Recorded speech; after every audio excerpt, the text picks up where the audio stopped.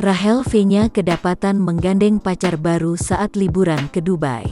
Hal ini tampak dari postingan foto Instagramnya yang menampilkan sosok seorang pria. Pria yang diisukan kekasih baru Rachel V-nya ini adalah Salim Nauderer. Pasalnya, postingan Rachel V-nya dan Salim Nauderer selalu sama. Keduanya mengunggah Instagram Story sedang berada di lokasi dan waktu yang sama. Beberapa potret Rachel V-nya yang dibagikan di Instagram miliknya diduga hasil jepretan dari Salim Nauderer. Unggahan Instagram Story milik Rachel V-nya dan Salim Nauderer. Keduanya sedang berlibur bersama ke Dubai.